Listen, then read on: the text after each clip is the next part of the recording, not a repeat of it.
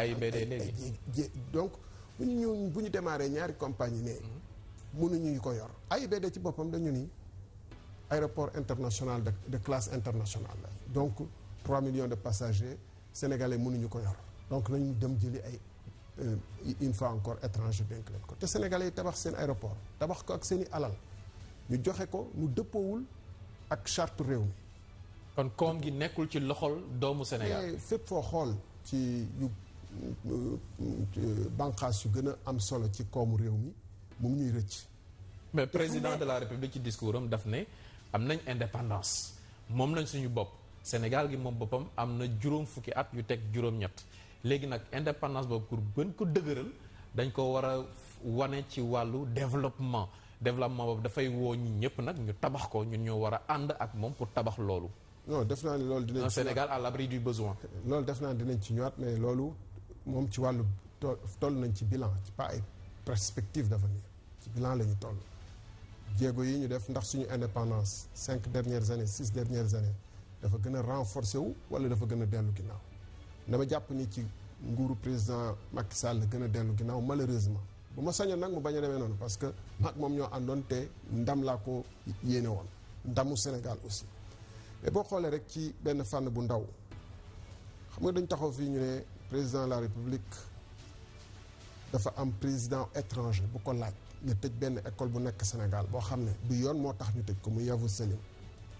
du dañu jàpp du Sénégal moo dem ba mu yàgg saytu xool ni que Yavuz Selim jàngalinam wala doxalinam wala dëppoom ak charte réew mi dafa am lu des ñu ne dañ koy teg ay daan te bu boobaa tamit dinañ la teg ay daan wala yoon bi nga war a taxaw pour nga kii ndem gisuñu ci yow lu graaw ay dañ taxaw ni président ci boppam moo taxaw ni président de la république turque moo ma ko laaj ba yokk ci ni man que boo xoolee le monde.fr du 6 octobre 2017 ou 2016 plutôt je me rappelle du 6 octobre en tout cas 2017 oui 2017 boo ci demee di nga gis ni que ñaari fan ba le président de la république wax le monde ne woon na Sénégal dootuñu mën a dellu gannaaw parce que boobu ngeen fàttale ko ministre bi mu ngi négocier ak promoteur u Yavuz Selim yi fii ci Sénégal ndax coow li bëri woon na di leen ne waaw mun nañ leen ko yor ngeen def ko en gérance mais da ngeen di génne Turquie ak yooyu ba ko Turquie déggee dañu def pression ci ginnaaw le monde génne benn article ni Sénégal mënul dellu ginnaaw ci li muy wax nii ndax jox nañu déjà 7 millions dañ leen dig 7 millions et demi 7 millions de dollars sur 3 ans et jot nañ leen avance am na fondation turque bu jot a avance Sénégal 2 millions et demi de dollars article bi nag des na leeral ci Sénégal kan moo jot xaalis boobu ak nag la demee waaye maa ngi renvoyé ku bëgg a xam loolu le monde.fr. kon Turquie dañ ñoo jënd. 2 jours après nañu gis taxawaay jooju dama ni bu ñu waxee moom sa bopp gëm sa réew taxaw sa réew est-ce que waroon nañ sax toll fu ñuy ne benn histoire bu xaw turc fële amul benn justice wala autorité sénégalaise buy reproché Dramé nga baal ma rapidement ci Turquie boobu mais monde bi noonu lay demee tamit gis nañ Kadhafi bi muy toll ci digg dooleem mais lu ne la daan def Italie lu ne la daan def France ba nga xamante ni population italienne wala française bañ si daan mer mais dara xaymaam yooyu muy tànta yooyu da ko daan teg biir Paris nu ko neex la ko fa daan ñëwee américains yi tey bu ñu wàccee benn capitale même réseau ba dañ koy changer monde bi moo demee noonu du Sénégal rek. non man bëgguma jël exemple bu ñu doon wax ci kaawu Kadhafi ak Libye ak Italie ak yooyu duñ fi jógee parce que c'est plus compliqué que ça xam nañ ko Kadhafi ji boppam gars yi bombardé nañ ko te dara fekku leen ci en 93 ou je pense ou 87 je me rappelle plus bombardé waat ko def ko sanction extra boom ko te dara fekku leen ci mais fi may waxee. te pays africains yi de manière générale aussi daanaka mënuñ ci woon dara mais fi may wax dañuy wax suñu indépendance réew par rapport ay puissance yoo xam ne ndax ñun mérité nañu indépendance am déet te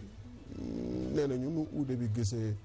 ni la gisee noonu la leen ëwale 7 millions de dollars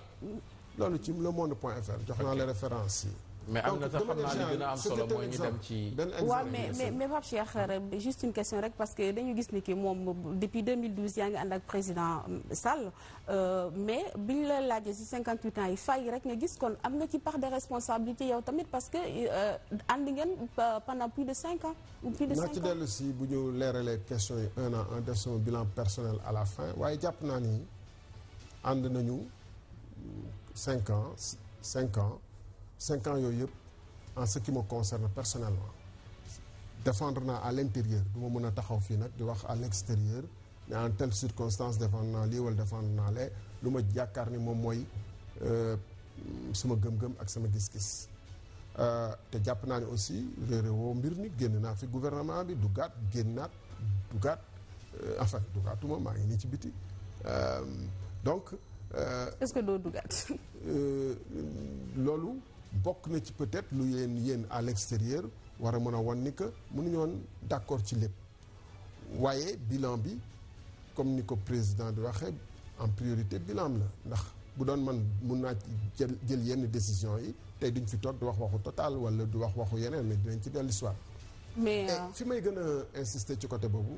am na ci ay xam nga ku mel ni premier ministre Abdoul Mbaye ba ma njëkkee génn gouvernement bi mu bind livre am Servir page 95 am na ci ay seede yu mu def ci ba ma nekkee gouvernement bi nee na dafa jàppoon ni moom mënuñu def politique ak valeur loolu tax moom sawarul woon ci politique damay koy wax ci nasaraan ci wolof mais ni mu ko bindee nasaraan mun na am mukki et que ba mu gisee may doxal ba ñu xamante mu gis may doxal xam na ni mun nañ def politique ak valeur loolu pour répondre rek ni que man ba ma nee ci biir tamit jéem naa li ma gëm ak di ko woote jéem ci sax waxuma ni man dong la mais bu ci kanamee dañ donc pour terminer ci aspect indépendance boobu beneen aspect bu am solo wane nañu ay gànnaay yu bëri wan ni que réew mi am na fu mu toll gànnaay yi am na solo surtout aar sécurité extérieure réew mi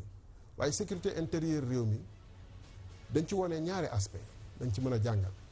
d'abord boo xoolee li ñu wane ci wàllum dragon yeeg xeetu gànnaay yi nga xam ne bu nit ñi di manifester di def ay protestation dañ ciy wut yu am doole am solo ba nga xam ne seen xeetu Robocop yooyu ak dragon yeeg yooyu ku ko gis rek pour xëbal askan wi la da ngay jàpp ni que dafa mel ni du nation démocratique boo xam ne nit ñi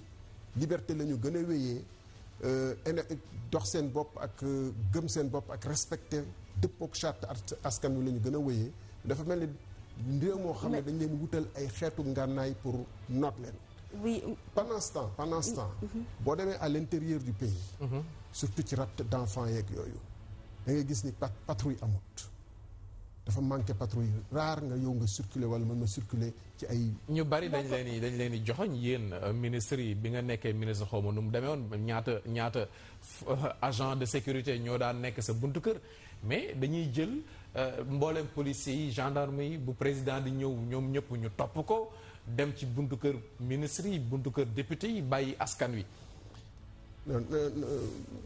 suñu buntu këru ministre yi gëwma à part peut-être quelques-uns ministres de souveraineté yu am ay policiers yi kooku sama dëkkandoo yi mën nañ ci seede. yow mosoo am fi may waxee mooy c'est plus moi je pense que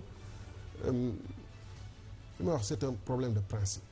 maanaam boo xoolee suñu état nu muy fonctionner actuellement dafa mel ni xeetu gànnaay yu ñu jël pour sécurité intérieure jubal ko ci répression manifestation mooy lay won ni que rapport psychologique bu pouvoir bi def avec la population mooy rapport plus ou moins de répression parce que boo xoolee moyens yi ñu def ci dragon yi ak luy xëbalaate ak bu manifestation amee liñ ci génnee ci moyen alors même que bu ñuy circuler la nuit wala le jour surtout quartier chaud wu Dakar yeeg feneen fi nga xam ne foofu la drogue beeg yenn xeetu kii amee duñ leen gis bu doon patrouille yi bëri na nit ñi taxaw à des endroits stratégiques peut-être que rapt yeeg yenn forme insécurité siif sa alal ci en plein jour du am. ok loolu leer na kon ñoom confrontation bi ak opposition bi lañ gën a privilégié que sécurité askan wi loolu leer na mais Aminata Dramé dañuy xaar ministre l'ancien ministre de l'énergie surtout mu ñëw ci ni mu jógee ci gouvernement bu Sénégal. waaw loolu il faut que mu leeral ñu ko parce que bu ñu dégloo premier ministre moom dafa wax ni ki yow dañ la dañ ko limogé voilà dañ ko limogé parce que matuloo li ñu la doon doyee mais yow vous avez toujours dit que gouvernement bi nu muy doxalee moo tax nga démissionné qu'est-ce qui s'est passé au juste. xam nga de manière générale damay par parenthèse débat Sénégal dafa xaw un peu violent parce que dañu ne nit ki dañ la dàq bu doon tubaab wala beneen làkk wala pulaar sax dañu ne dañ la remercier wala dañ la voilà mais souvent nit ñi dañ ko dàq bon. Première fois ma génn gouvernement bi dañ ma dàqoon bu dee noonu kàddu gi mais mënoon nañ ko gën a rafetal mais deuxième fois dama toog. première fois lan moo xewoon ba ñu dàq la. ay wuute woon ci gis-gis dañu ne ci affaire élection la mais du woon affaire élection ay wuute gis-gis. lan la woon exactement. est-ce que mun nga leeral sénégalais yi nañu des pour bañ a perdre de temps. non mais sénégalais yi bëgg nañu xam aussi première fois bi lan moo tax comme ni nga ko waxee yaa utiliser moo dàq lan moo tax ñu dàq la nga leeral ñu ko après ñu ñëw ci deuxième bi aussi également. moo sañoon mais naa ci tontu. ñu dem ci deuxième fois bi parce que boobu moo gën a soxal sénégalais yi. Première fois bi wuute gis-gis la woon ci un certain nombre de points politiques fa laa mën a yamagum. mais yan point. non madame permettez-moi de dire que bu ci gars yi àdduwul ci point boobu noonu duma ci àddu comme bii nii nañu des ci point wuute gis-gis day am mun nañu wuute gis-gis ñu bañ a d'accord ñu jàll. deuxième fois bi moo ëpp solo te bëgg ngeen ma tontu leen ci te am naa ci ay tontu dama ne woon bu premier ministre wala président de la république ku ci wax naa ci joxe ay firnde ñu leer ba nga xam ne ñi nii dina xam définitivement ci sama wàll lan moo xew. Le 24 avril 2017 dama sàkku gis 24 avril notez leen bien c'est-à-dire maa ngi démissionné le 2 mai c'est-à-dire près d'une semaine après le 24 avril c'était un lundi le 2 mai c'était un mardi une semaine 8 jours après donc 24 avril 2017 dama sàkku gisee président de la république lii nag dama ne woon dama koy denc duma ko wax ba ilaa yawmi diin tant que ñoom àdduwuñ ci waaye àddunañu nee nañu dañ ma dàq parce que par incompétence man faw ma leeral loolu ba mu gën a leer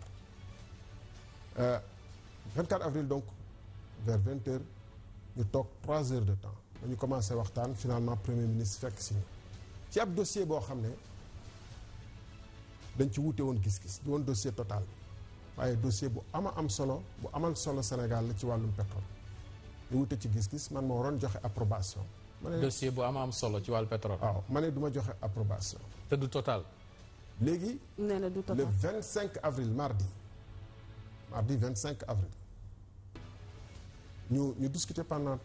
3 heures le lundi là 24 avril. lu ëpp ñetti waxtu ñu tàqali ko naka la ñuy def ku nekk ci ñun nee nañu xool waxtaan ak suñuy njaganaay gisewaat peut-être fileeg àllarba bi ci nar a topp pour xool nan la ñuy régler problème boobu. mardi 25 avril 2017 àllarba donc 25 avril am benn xarit bu ñëw waxtaan ak man lu yàgg suma xarit la xaritu président la xaritu première dame la ñu wax ak man lu yàgg amaana jàpp na ni man si état d'esprit bu ma nekk dama dem 24 ba may dem di discuter ak président de la république maa ngi woon ak sama lettre de démission bu ma def si sama enveloppe beige tie waaye yegguñ ci waxu démission wala waxu ñàkk démission mais wuute gis-gis moom am na ba mu leer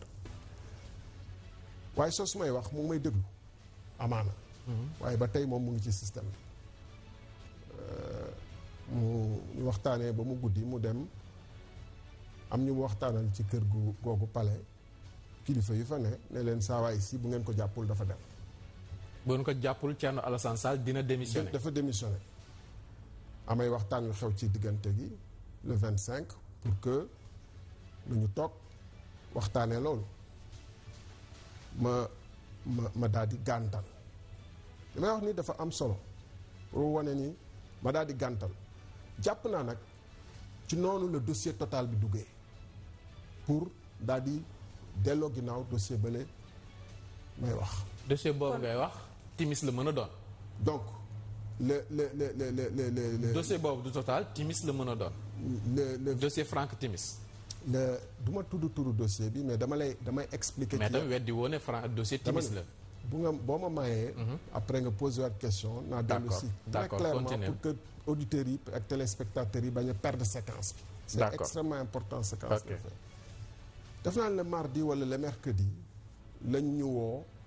ma woo bokk ni Total dina ñëw pour ñu signer contrat bi nga xam ne bindu guñ ko woon xaatimu guñ ko woon pare guñ ko woon mercredi man leen loolu dina jafe ndax loi ak code pétrolier dafa am lu ñu ak code pétrolier ak décret d'application nga xam ne moom mooy décret 98 810 buy wax comment naka la ñuy utiliser pétrole bi ak naka la ñuy joxe contrat yeeg yooyu dafa am ay diir ak ay app ak doxalin bi nga xam ne mënul woon xej ci délai bu ñu joxe ñoom parce que dañu bëggoon Total ñëw le 2 mai ñu signé contrat bi on était déjà le 25 ou le 26 avril ma fàttali loolu c'est important point boobu parce que dinaa ci dellu si tuuti le 27 Total ñëw ñu daje Méridien man ci sama wàllu bopp maa dem Méridien fekk leen fa déglu leen ne leen li ngeen ma jox comme proposition yi dafa xaaju la méngoog ñun li ñu jot ci yeneen proposition yi fi am man nag duma leen wax proposition yooyu mais tant que yeggu leen ci ñooñu sax duñu ko ma tàmbale waxtaan ndax dama jàpp ni kenn du ma wax ni sa béy bi wala sa pétrole bi wala sa gaz bi fay naa la ci 1000 keneen wax 200 may commencer di négocier ku am wax 200 pour na yegg si ci 1000 jàpp loolu àndul ak intérêt wu Sénégal te du démarche négociation donc ñu waxtaan le 27 jeudi 28 29 30 premier di jour férié du 1er mai le 2 ñu war a signer document boo xam ne bu ñu xoolee ci li charte réew mi tëral diggante gi même bu ñu d'accordoon waroon nañ ko jébbal ministre de l'économie et des finances mu am moom fukki fan ak juróom lu bëri pour mu joxe xalaatam te man mii maa ko waroon jébbal bu ma d'accordee ba ñu conclure ba ñu valider terme d'accord yëpp ba ca lundi bi ñu ngi continuer di waxtaan nañu yokk fii nañu wàcc fee ñu doon waxtaan nag mooy Petrosen dafa am équipe d'évaluation bu nekk Petrosen ak ministère de l'économie ak ministère de l'énergie ñuy waxtaan ba tey ba lundi ba mardi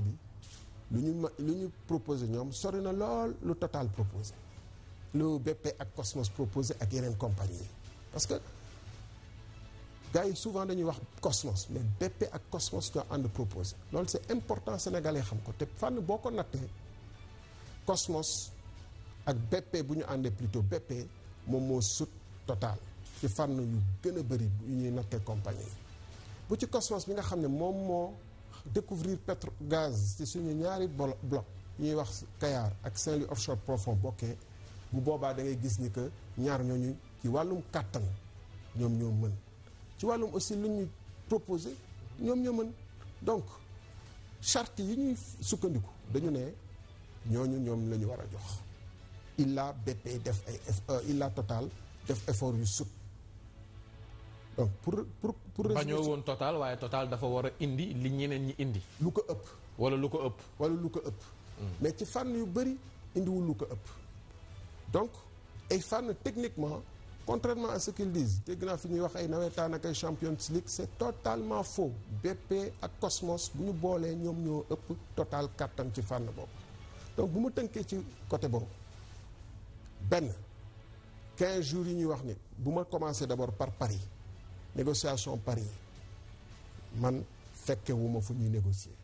dañ ma signé le protocole d'accord woo ma naa ñëw signé premier ministre dañ la yónni woon Paris dinaa tënk affaire bi mais ma dellu si Paris premier ministre nee na dañu yónni Paris loolu nekkut nga ñëw indi woo résultat président maire ne kii il est incompétent ñu bàyyi la nga dem waaw ma tontu ci benn wax na yu bëri yu nekkut yu bëri yoo xam ne c'est totalement faux bu ci njëkk mooy bu neewee maa ngi Paris dem naa Paris pour travailler avec les gars de Total travailler wuñ fa. kan moo la yóbbu woon Paris. maak Total loolu laa bëgg a leeral ni maak Total ba tey gisewuñu Paris lu dul bureau Élysée Momar Nguer pour signer maa ngi jóge Washington war a ñibbi si Dakar mission bu terminé ñu woo ma nee ma kaay Paris ma ñëw Paris suba teel ba guddi gisuma benn sénégalais et jotuma benn document et xaw ma lan mooy programme le lendemain. kan moo la woowoon kan moo la woowoon président de la République moo ma woo pour ma ñëw Paris ba ma ñëwee ma daje ambassadeur ci couloir maa ngi wax ay détails nii mais c'est extrêmement important mu ne ma da nga war a signer protocole d'accord demain ma ne ko ban protocole d'accord ak naka la protocole d'accord ak accord ma fexe ba jot protocole d'accord bi ci guddi gi xool amul benn conséquence boo xam ne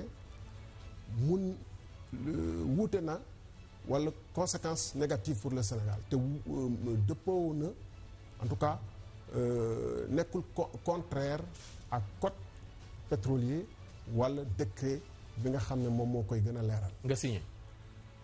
lenn moo ci nekkoon protocole d'accord la ñu wax protocole d'accord. Total bëgg na ñëw waxtaan Sénégal nangu na pour ñu waxtaan. boobu protocole mat na ba Total ñëwee ñu commencé toog waxtaan jeex na ñëw na mat na. loolu moo doon mission bi Paris. moo doon intérêt protocole d'accord boobu ba Total ñëwee pour waxtaan ak ñun Total protocole d'accord boobu nekk na en vigueur appliqué nañ ko. protocole bi damay fàttali amul exclusivité pour négocier Total loolu mënul nekk parce que suñu code pétrolier prévoirul exclusivité jox kenn négociation kenn ci benn fànn ku ñu ëppal solo ak may lu ëpp moo jox lu ëpp fay lu ëpp moo ñu ëppal solo benn man jàpp naa ni ñi bind protocole d'accord boobu en tout cas xaw ma ñu ko bind njort naa ni am na ñu ko bind foofu ci Sénégalais yi. léegi Paris leer na. nañ dem le 2 mai. pour terminer. ci Paris bi. foofu déjà wax naa ci micro sa benn confrère que c'était porteur de rupture. parce que ba ma ko signé ba pare waxtaan naa ak ñi ma war a waxtaan foofu. war naa leen ni que d'accord uma ci anam yi ñu ma indee Paris ak naka ma laa signé protocole. ok et loolee. ñaan naa mu bañ a amati. pour l'économie du temps le 2 mai diggante yow Thierno Alassane Sall ministre de l'énergie du Sénégal. Mohamed Boun Abdallah Dionne premier ministre du Sénégal Macky Sall président de la République du Sénégal yéen ñett yéen a toog lan moo fa xew. waaw donc pour répondre aussi rapidement ci kii bi tënkoon naa 15 jours yi muy wax ñaan naa ko délai du man maa ñaan délai c'est la loi qui prescrit le règlement le décret 98. loolu leer na qui prescrit que nañu jox ministère de l'économie et finance et ba tey jii nii jox ñu ministère de l'économie et finance décret bi donc foofu violé nañu décret bi. loolu leeral nga ko. non c'est important. parce que pour accuser quelqu'un il faut que yow nga mën a set bañ a accuser foofu violé nañu disposition kii bi ba ñu bëggee signéloo nag Thierno Alassane Sall ci loo xam ne dëppoowul ak li mu foog ni ñi joxe ci proposition ñii ñoo gën le te du man maa ko wax du man rek maa ko wax Petrosen loolu la def et cetera alors le 2 mai on arrive fu muy wax ni que man démissionnaire dañ ma daax dama ñëw avec un peu de retard fekk fa sax premier ministre mu toog ak waa Total ñuy waxtaan di naan café ak yooyu ma ñëw mu woo ma ñu toog maak moom peto wax lii naruma koon wax te loolu laa dencoon ni du ma ko wax tant que nag weddi tuuma dugaluma ci ñu petoo mu ne ma sa fekk guddi gi yëpp ñu ngi échanger la veille ñu ngi échanger mais xam nañu sama position mooy bëgguma du ma signer mu ne ma mon frère noonu la may wax mon frère naka situation bi il faut signer parce que vraiment on a vu avec et cetera c'est bon maintenant il faut y aller ma ne ko non du sama gis-gis fi ma toll nii ba proposition bi ma mujj jot ce matin amul lu wees lu ci bees ñële ñoo ëpp lu ñu proposé ma ne ko ba doo signé ma ne ko du ma signé mu ne mais vous connaissez le prix de l'inaction xam nga ñàkk jëf lan lay jar ma ne ko akamakaa xam loolu tax ma indaale sama lettre de démission maa ngi woon ak benn enveloppe beige boo xam ne sama lettre de démission mu ngi ci woon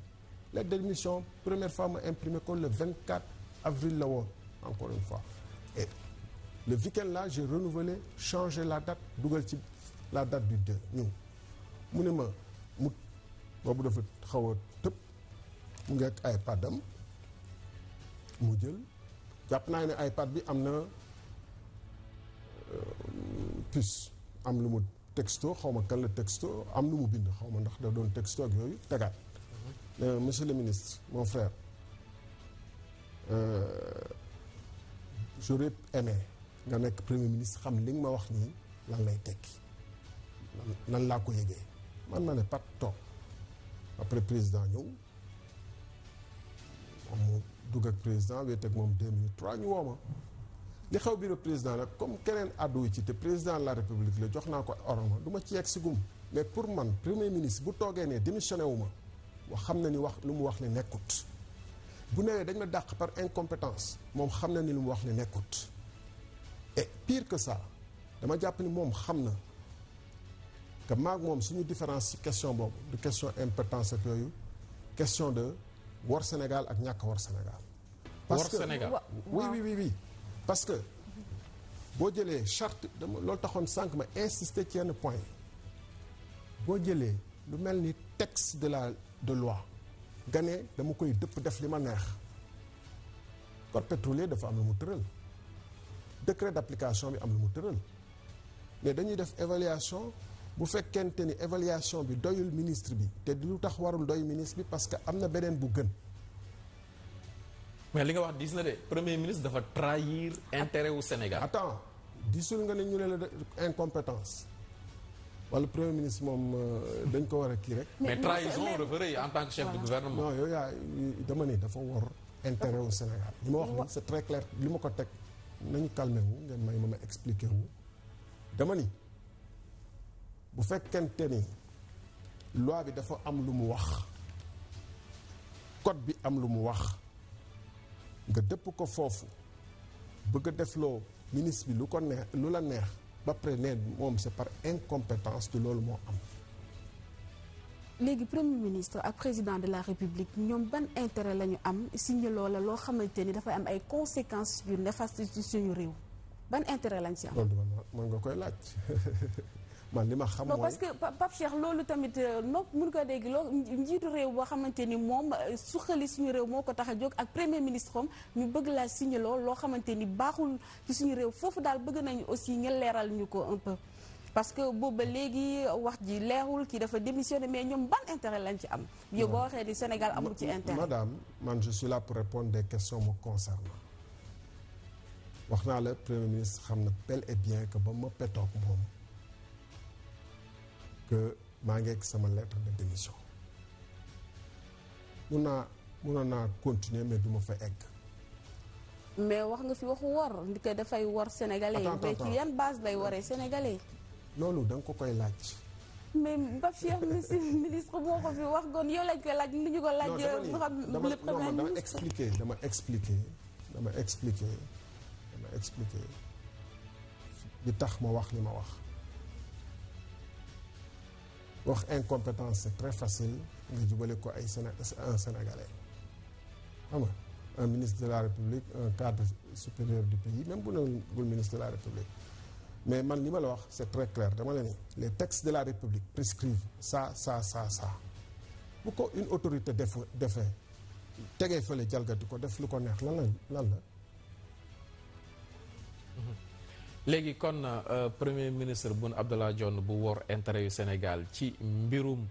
pétrole bi Total lañ privilégié léegi Total boobu buñ signé ak moom lan lañ ciy perte tey est-ce que mën nga ko quantifier. non tollugu ci quantification xam naa ni différence amoon na entre lu BP proposé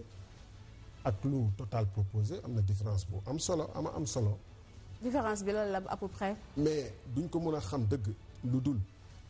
ñu am gaz ak pétrole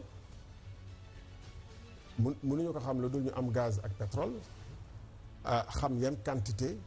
mën a xam ci quantité yooyu ñuy produire par jour lan moo doon différence lu BP naroon proposé ak lu Total nar a proposé. léegi nga créer li nga xamante ni moom mooy République des valeurs. tontu la par rapport ak ñooñu parce que dangay Macky Sall dañ ko fal ci principe bu mu indi ay valeurs parce que bi fi Abdoulaye di jógee ñu bari dañu xeexoon ne valeurs yi moom la ñu perdre yow boo indee République des valeurs kon tontu la ci doxalinu lu mel ne li Mahammed Boun Abdallah Dionne doxalee ci dossier boobu. non en fait du tontu ci vraiment X ou Y ou Z man dama dugg ci politique ànd ceeg président de la République ci condition yoo xam ne dañ jàppoon ni que dekkal ngor la ñu wax la patrie avant le parti gestion sobre et vertueuse loolu la ñu wax pour man sama action politique yëpp ci foofu laa ko fondé woon ci loolu laa des te gëm nañu ni que valeur tant que jiituwul ci bépp action particulièrement action politique dañuy sonal suñu bopp rek ndax boo xoolee promesse yi ñuy def promesse électorale yi ñuy def yi tout le temps bu fekkee ni nit ñi am nañ difficulté pour appliquer ko c'est souvent parce que taxawuñu ci ay principe ak ay valeurs yu dëgër yi nga xam ne da leen di empêcher bu ñu waxee lii tey wax safaan si ëllëg. mais valeurs yooyu ñoom dañ ci boole solidarité gouvernementale boole ci inaction boobu bari na ñoom lu ñu la koy reproché ne nañ sa ego dafa démesuré nanguwoo kilifteef da nga jafee liggéeyandool bari na critique yu mel noonu yu jógee ci ñi nga daan àndal. non critique yooyu mu ngi génn ba ma génnee gouvernement bi man da ngay dem laajte ministère yi ma ne woon laajte xam nga foofu rek la ñu am pour sukkandiku pour jéem a lu ñuy wax ku bëgg a ko boo bëggee suul boo qui veut noyer son chien l'accuse de rage mu ñu joxe benn exemple de dossier boo xam ne yéexal naa ko wala traîner naa ci wala am naa ci problème parce que dama am ego surdimensionné xam nga ego surdimensionné mënoo ko am boo nekkee ak nit opposition nga nekk sa kër toog mu wala téléphone ne la dama la soxla nga bàyyi li nga doon def lépp taal sa oto dugg fekki ko mu yónni la nga nangu ba muy nekk président de la République foofu fan nga fa mën a amee ego ànd ak moom mu lay yónni ci partout en toutes circonstances léeg-léeg nga ñëw taxaw buntu këram gardien yi nee la dugg doo dugg nga taxaw xaar woo ko ba mu mooy la nga dugg non yooyu c'est personnalité nag Sénégal dama jàpp ni dañu xamul lan mooy ku ànd ak personnalité mooy bu fekkee ni am nga gis-gis ci mbir da nga koy joxe ba mot sëkk mun na wuuteeg gis-gisu président de la République à la fin de la journée président de la République mooy tranché bu xasee tranché moom moo xam ni mu tranché moom moo xam ni mu tranché bu fekkee ni méngoo nag li nga gëm nga wéy ci bu méngoowul ak li nga gëm nga dem sa yoon ci njëkk ak teraanga ku nekk noppi jàpp njaamuram mooy li ma defoon jusqu'ici parce que aussi bu ñu wax ni Thierno Sall dafa compliqué dem leen ci ministère yi ma jiite woon amul benn ministère bu ñu fay nee ni am naa fa problème ak ay nit ndax ay dossier wala ay problème d'ailleurs man je pense que bokk naa ci ministre ñu gën a néew ñu changé seen cabinet wala si ay direction assistante yi ma fay fekk chauffeur yi ma fay fekk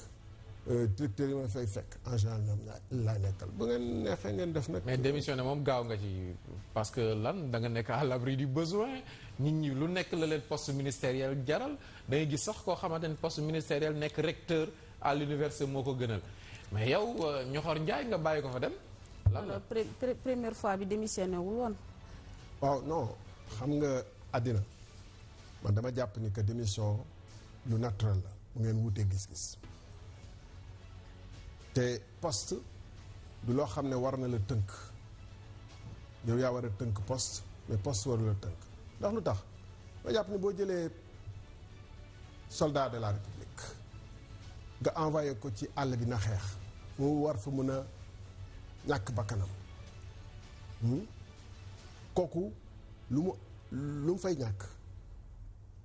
salaire wuutu ko poste wuutu ko dara wuutu ko wala le lieutenant-colonel qui s'est donné comme otage l'autre jour en France loolu mooy république dafa am loo xam ne du poste ngay seet da ngay xool ndax lii wut méngoo naag ni ma gisee ak ni ma gis wala li ma gëm dëgg fondamentalement moo tax d'ailleurs suñu pays bi am problème parce que imaginez le 23 juin bu fekkonte ne ñu nekkoon ak président te tey jii ñoom ñëpp ñu d'accord ne erreur lañ ne woon bu fekkoon ne am na ci 5 10 ñu ko wax ne président lii mënuñu ko def bu continuer ñu ne dañuy rocceeku bu boobaa surtout ci député yi bu boobaa peut-être président bi duñ dugal ci situation bu mel nii donc moi je considère que je pense qu'il faut faire des enquêtes plus approfondies que se baser simplement ci ñi ma doon ñi nga xam ne wuute nañu gis-gis tey te jàkkaarloo tey lu ñuy wax ci man def leen enquête autour de vous. Monsieur le ministre, comme nekk nga koo xamante ni tout le temps da ngay joxe sa xalaat lan moo nekkoon sa position ci mandat controversé bu président Sall boobu yaa ngi ci nguur gi bu muy wax ni ki mu promettre ni 5 ans lay def débat bi 7 ans 5 ans yow lan moo nekkoon sa position jamono yi. loolu wees nañ ko waaye mën naa ni ci débat bi ci amoon ci journée boobu soirée boobu ngeen xoole damay laaj Sénégalais yi ñu xoolaat archive bu TFM foofu laa ne woon ci débat bi. wax naa ci sama position exprimer li ma gëm te ku ma xam gis ni jour boobu défendre ma fa 7 ans yi. 7 ans yi ndax 7 ans yi attention promesse individuelle la woon de quelqu'un de réduire son mandat à lui de se l'appliquer à lui-même ça ne m'engage pas ça n'engage pas yooyu fu amoon boo démissionné ci question yooyu nag ñu ne la justement yow da nga naqari xam nga loolu mooy délicatesse de la tâche gars yi dañ lay fabriquer une fausse image une fausse personnalité foo réagir ñu ne oui c'est une tête brûlée c'est boo réagirul ñu ne oui mais donc finalement doo xam nooy taxaw mais jour boobu dama ni ci autant que ma mémoire me revient dama ni nous tous nous avons été plus ou moins responsables de cette situation la presse les partis politiques les individus parce que le débat bi posé woo on aurait dû d'abord insister que le contenu de la constitution pour bañ a sori pétrole bi mais bëggoon naa yow mi nga xamante ni yaa ngi au cœur am nga ci information yoo xam en tant que ministre fan lañ jëm bu dee dégg nañ fi li xew yëpp ci faral total boo xamante ni day jaral président ak premier ministre chef du gouvernement ci loo xam ne 15 jours lañ ko waroon def ñu taxañ ko pour signer ak Total ëllëgu pétrole Sénégal gazu Sénégal feeru Sénégal mais ëllëgoog est-ce que matul ñu tiit ci. mais attendez xam nga li ngeen di wax nii c'est-à-dire que dafa mel ni li ma wax ñun ci yeneen planète la ñu dëkk par rapport à Afrique ma leen fàttali ci Afrique la ñu dëkk. ok te Afrique gii nii dafa am ay gouvernement légitimement en place. yu signé ak ay compagnie pétrolière depuis l'indépendance ba tey te néew na ay dëkk africain yu profité ci seen pétrole wala seen gaz loolu est-ce que lu bees la bu ñu ko waxee fii dafa mel ni yow la li may wax dafa la bett mais jàpp nañu ne Sénégal mën na ci mucc wala dafa bett keneen non mais Sénégal gestion sobre et vertueuse quand même te moom tey boo nekkoon ministre de l'énergie boo fekkente ne ndombal tànk yooyu yaa ngi koy yor ban taxawaay ngay am pour que Sénégal mucc ci yooyu. non comprendre ma question bi. question mi ngi wax ni kii pays ma tontu dama commentaire la newoon naa ministre de l'énergie. oui. li ma ci mënoon jéem naa ko waaye pouvoir ministre dafa am fu mu yem. li ci des mooy ñi koy wéyal ndax gis nga ni ba ma demee li ma bañoon am na ko signé ci ngoon sa am na ko signé ca ngoon sa. ci anam yoo xam ne jàpp naa ni. premier ministre moo ko signé ca ngoon sa ci anam yoo xam ne passation de service amagul woon ci anam yoo xam ne décret bi yeggsigul woon si publié wu guñ ko ci journal officiel parce que gëwumoo ni diggante bi dem na secrétariat général du gouvernement ak yooyu man li ma mënoon mooy li may bañ li ma ni du ma ko def mais ministre nag mënul ne. day défendre l'impossible. ok premier ministre moo ko signé si ngoon ak avant 15 minutes yu mujj ci politique bi nag may dafa am lu mu wax benn dossier bu jiitu dossier Total boo xamante ni dafa mel ne. nguur gi daf ko bëggoon fàttelu dossier boobu encore une fois ma laajaat la laaj bi est-ce que dossier Timis bi la waaw wala déet. bu nekk mën a spéculer xool leen dossier yu ñu signé après mon départ peut-être qu'il n'y a pas que Total. c'est votre travail de journaliste. weddi woo ko kon Timis la. non néew ma fi pour weddi wala wax bu ma weddee nga ne ma kon ban la néew ma fi pour loolu lu ma bëgg a leeral mooy. lu ma waroon leeral naa ko. jàpp naa ni ba may ñëw présidence de la République jour boobu benn enveloppe laa yoroon enveloppe bu beige la sama lettre de démission mu ngi ci premier ministre ci boppam xam na wax nañ ci bala ñuy dugg ci président foofu laa yem par rapport à lui parce que nag jàpp naa ni lu xew bureau président de la République même premier ministre je suis désolé. comprendre nañ dafay am lu muy denc di xaar ñoom seen réaction pour indiwaat que avant dossier Total bi am na lu jiitu woon. ak mais ci waxtaanam yëpp ci wàllu pétrole c'est rare ñu dégg ko mu citer Aliou Sall ci say arguments. Pourquoi les problèmes c'est pas des problèmes individuels c'est des dossiers d'État que mu nekk X ou Y ou Z bu baaxee baax na bu baaxulee baaxut peut-être nag mun na nekk circonstance aggravante que Z bokk ci plutôt que X mais fi ñuy wax fii ba fi ñuy toll fii li laa ci wax te encore une fois 1 an ngi nii ma génn gouvernement bi pratiquement 2 mai léegi mu ñëw musuma ci dem ba mu soree nii nit ñi bu ñuy àndee man de dama jàppoon ni waroon naa am devoir de réserve bien que j'hésite damay xaw a hésiter ci lan mooy devoir de réserve parce que suñu société yi amul aussi lanceur d'alerte amul ay mécanismes yu mel ni maanaam ñoo xam ne léeg-léeg bu ñu gisee lu jaaduwul ñu am fuñ ko mën a waxee ñu may leen ñu am fuñ ko waxee te yoon protéger leen loolu jàpp naa ne war nañ ko dugal ci suñu constitution ndax dina doon wàññi lu bëri ci réew mi nu muy doxee te jubut amut ay institutions yu stable yu mel ni assemblée nationale yoo xam ne am nañu autonomie pour laaj wala enquête ci ñu mel ni ñun ba pare ñu bëgg premier ministre parce que maqaamu premier ministre la toogee ak doxee bu ko neexee mu tuumaal la ci nu ko neexee ba pare ñu ne moom premier ministre la amoo droit tontu loolu jéem naa ci réservé wu ba tey jii nii bañ ma waxee li nga xam ne jàpp naa ni waxawut ma indi samay firndeel am lu ma tontu kon bu waxul woon lu ma tontu kon mën nañ jàpp ni ki daal at yi ngeen àndi yëpp ba xeex ba ngeen jot nguur gi ba ñu jox la say ndombal tànk tey jii déception nga am ci président Macky Sall. bon bëgguma di caractériser à titre personnel mais boo ma laajee. kon gestion bi bon ni ma gisee dama lay jox ay exemple yu simple yoo xam ne foogoon naa ni buñ fi tollee di am ma jox la ñaari exemple yu simple gis nga fële ci Fouta ci fu ñuy wax Dodel. fu Sénégal yu bëri jàpp ni peut-être am na nu ñu leen jàppale parce que ay bastion électorale au président de la République la ak yooyu dafa am ñoo xam ne dañu nangu seen suuf 10 000 hectares ay villages yu bëri Sinthiou Dangbe Thiénel Saxoobe Josmos et cetera ba Daara Alay bi dañu nangu seen suuf 10 000 hectares jox ko Marocain ay disons ay étrangers bëgguma di stigmatiser marocain turc mel ni dama. mais ay marocain lañ. waaw ay marocain lañ. jox leen 10 000 hectares ñooñu xeex yu metti ba tey jii nii des na leer ndax delloo nañ leen ko wala delloo wuñ leen ko ci kaw loolu ñu amoon ñoom ay aménagement yoo xam ne 79 lañ ko tàmbale ba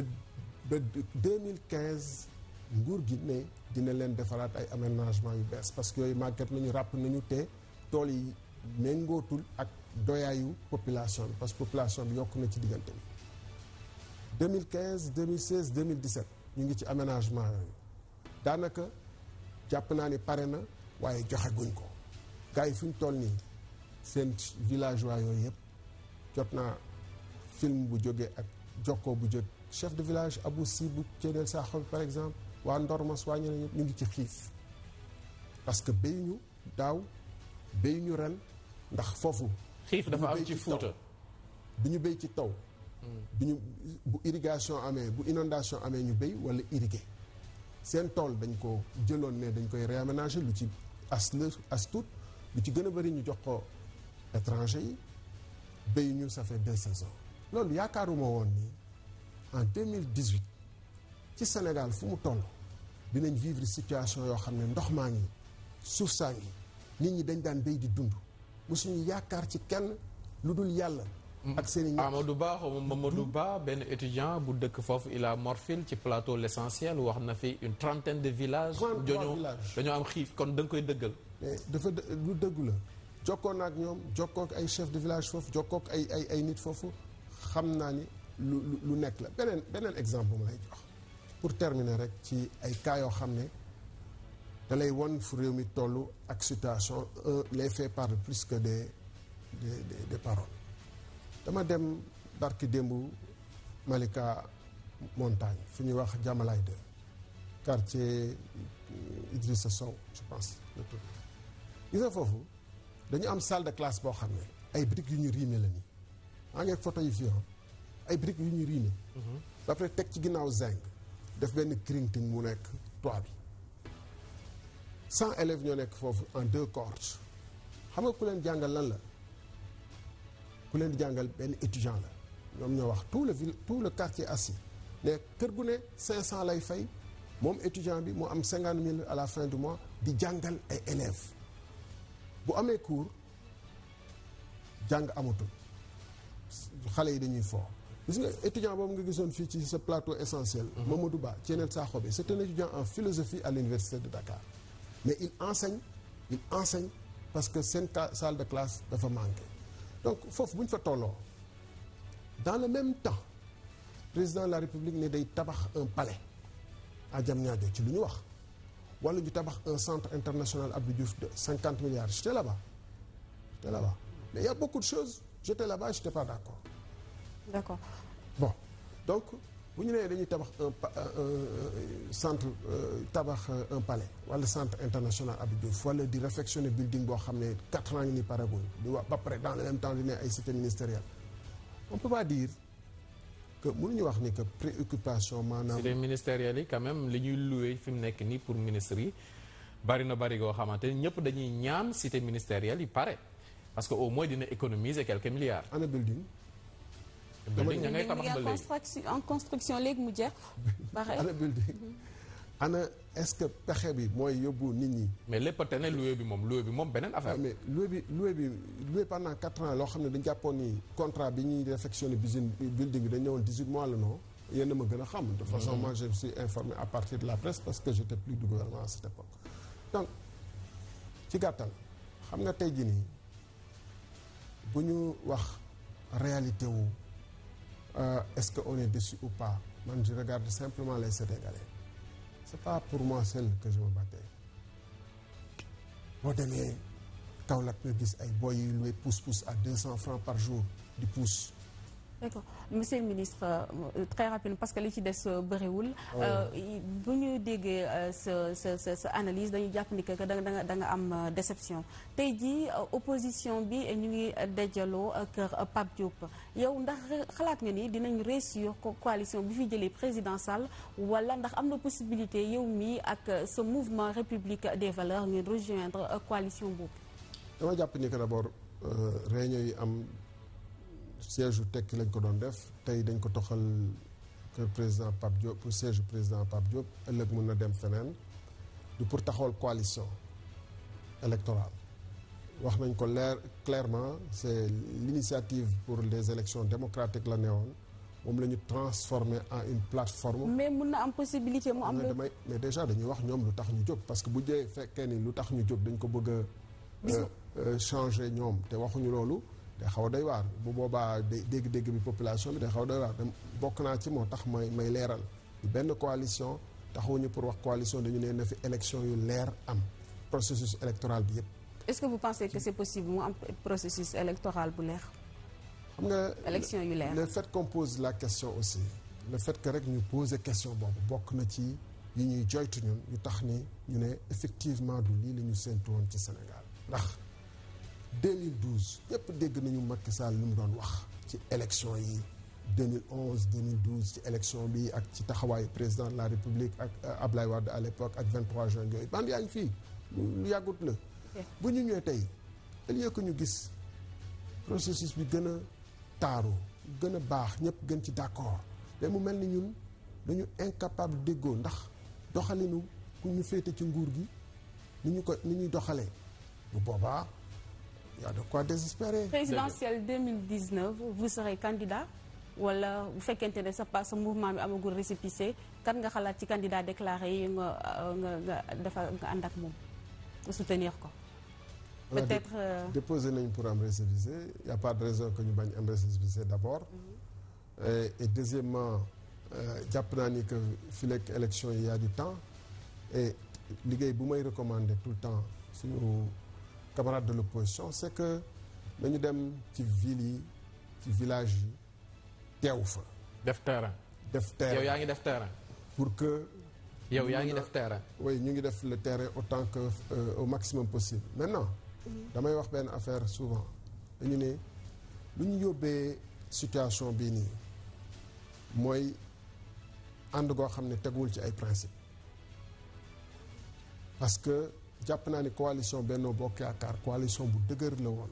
bu fekkonte ni ay ñi fa nekk c'est de grands responsables bu fekkonte ni entre les deux tours dañu xaatimoon ni réforme yi nii lañ koy doxalee mode opératoire bi di fii la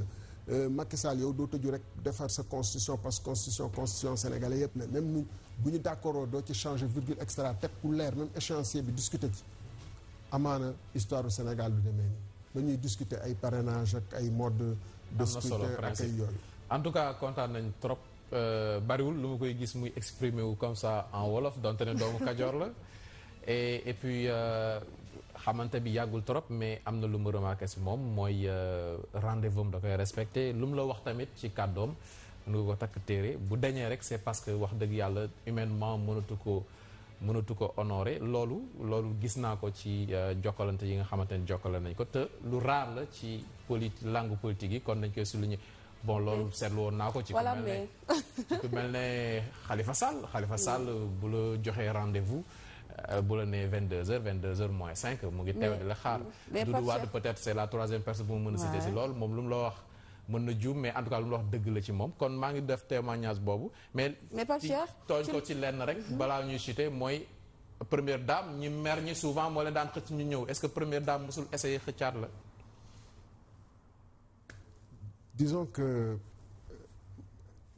disons que ñu bëri jéem nañu dox ci affaire bi. moom loolooy rôle principal. bala le 2 mai parce que avant le 2 mai c'était chaud xam nga li ma bëgg ñu jàpp surtout mooy que man dama tënku woon ci yu bëri pour bañ a yokk coow boo xam ne c'est inutile. waaye du 24 mais 24 au 2 mai non def nee naa ñu bëri. mais première dame après bi nga démissionné déggante ngeen gisante ngeen yónni na ay nit. même avant démission bi lan la si jéem moom. xam nga première dame moom wax dëgg yàlla relation yu correct la seq en tout cas man personnellement. ba léegi. gëj nañu jokkoo depuis boobu on avait d'excellentes relations et jàpp naa ne saa yu ma soxlaan wax ak moom buntam c'était ouvert bu ma soxlaan aussi du jaar benn protocole. dañuy wax jéem na xëcc la. wax ma ni jéem na xëcc ma. dama mais comme seq nañ jàmm jooju du la seetaan. seq nañ nag jàmm ak kii am na lu bëri sax yoo xam ne dama koy témoigner aussi en vérité nit ñi dinañ ko rusa wax wala def dañ ko ci daan seet moom. waaw. Aminata sa émission jeex na. émission bi jeex na. mais waxuñu ci parrainage. waaw parrainage bi mais temps bi tey. parce que yéen a gàttal temps bi dafa leen ko comme ni ngeen. dëgg la. ok 2 minutes pour le parrainage lan mooy sa xalaat. oui parce que je pense quand même que question actualité bu ëpp solo actuellement mooy mbirum parrainage bi dama jàpp ñu bëri ñuy wax ni way parrainage pourquoi ñu def ko indépendant yi defuñu ko ci parti politique yi d'abord indépendant da ngay toog ba bu la neexee ñu ni cëpp ci langue politique bi or politique vie politique et sociale pays dafa am ay acteurs ñu koy animer au quotidien sinon démocratie bi mooy nërmeelu bu amul ay débat amul ñu nekk ci quartier yi di animer di dem ci marché yi di former citoyens yi di leen di joxe seen gis-gis di bind ay programme di def ay réunion amul vie démocratique dans le pays parti démocratique un parti bu nekk ci langue politique bi di dox di dem ci village yi di organiser mënuñu ko méngalee koo xam ne day xaar ba élection présidentielle jege rek mu ñëw présenter wala élection kii boobu loolu am na wuute déjà parce que kële moom mooy jox démocratie vitalité moo koy dundal moo ci nekk benn maintenant bu ñëwee ci forme bi ñu ko wax nii tey amul laam-laamee que pour gàllankoor yenn candidats yi rek damay faral souvent di joxe benn exemple dama ni gis nañ fi ay élections yu weesu ba dernière minute ñuy fexe ay candidats yu nekk ci des listes concurrentes à la liste Benno nu ñu rejoindre Benno loolu Sénégalais yëpp ci teg bët ñu mën a def noonu mun nañu tey nii ne 10 000 candidats dem ci liste par exemple Khalifa Sall 10 000 électeurs parce que ak seen i financement ak seen i groupement yu ñor ak yooyu mun nañ jël 10 000 électeurs signaloo leen ci liste Khalifa Sall jël 10 000 électeurs signaloo leen ci beneen liste candidat fantoche boo xam ne moom nangu na bañ a bokk ba mu yàgg ñaari liste yooyu yëpp ñu këpp leen ne bokk leen parce que un candidat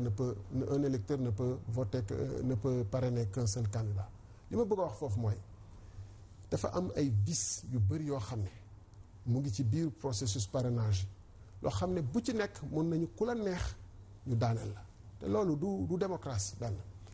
ñaar bala ñuy wax parrainage waroon nañu man loolu laa gëm ni démocratie loolu moo koy dundal waroon nañu saytu mbirum élection yu wees muy élection législative yi lu waral rëq-rëq yeeg teq-teq yi tolof-tolof yi ñu ci dund matadi yi ba nga xam ne balañ sax ñuy woote dialogue dinañ ne lii ak lii ak lii moo ko waroon saafarañ ko loolu mooy yëfu valeur dans une république waaye yow ñu ngi lay tuumaal ni yow li ñu la dénkoon sax matalu kooku nga bëgg yokk leneen loo xam ne il y a 2 ans simplement la ñu touché suñu constitution ne dootuñu ko touché tout ça est révélateur comme ni may wax souvent mentalité boo xam ne dañu ni coûte que coûte ak lu mu leen jaral ñoom ñooy accroché au pouvoir foofu laay wax souvent ni que c'est malheureux nag réew moo xam ne dañ ko respecté ci Afrique mu bokk ci ñu jëloon seeni armée dem ba Gambie ne dañuy aar Gambie aar démocratie Gambie te ji ni ñëpp d'accord ci réew mi citoyen sénégalais boo laaj te citoyen dans une démocratie moom mooy nattukaayu dëgg citoyen boo laaj da lay ne mbirum parrainage bi du dara lu dul naxaate boo xam ne dañ ko fi teg pour këppatal yenn candidats yi donc loolu aussi dañuy ñaan vraiment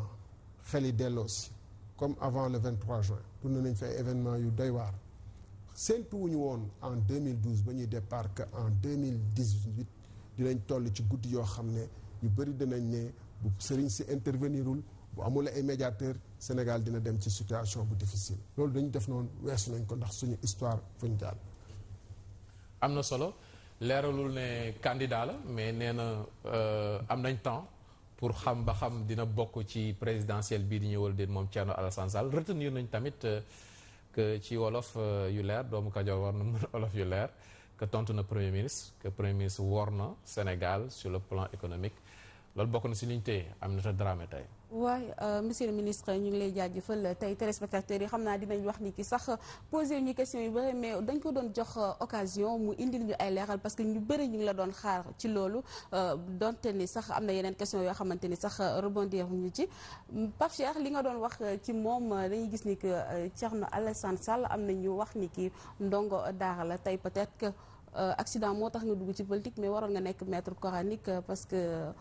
sa papa nekkoon na koo xamante ni dafa amoon moo doon jàngal ñu bëri foofu ca Thiès. non dama ne sax suñu famille daanaka famille sama grand frère moo ci njëkk a dugg daara après ma tegu ci waaye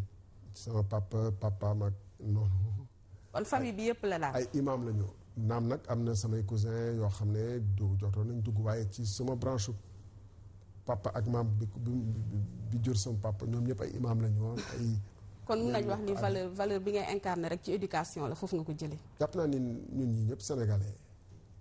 am na lu bëri lu ñu tibb ci éducation ci environnement islamique bu ñu nekk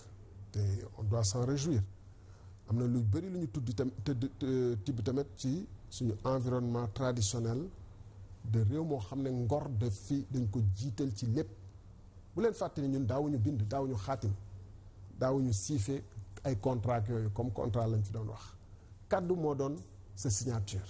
léegi kàddu googu moom moo naax saay. bu ñu demee ba kàddu naax saay ak yeneen yu bëri naax saay. waxeet naax saay. jërëjëf plateau Sen Show moo siy topp kon ñu xajal waa équipe bu Sen Show rapidement ñoom ñu ñëw ak seen plateau ñu ngi koy jaajëfal bu baax a baax moom Thierno Alassane Sall moom mi nekkoon ganu toog de Sen TV jërëjëf ci teewlu bi. ñu ngi jaajëfal aussi téléspectateurs yi di leen jox rendez-vous mois prochain ak beneen invité.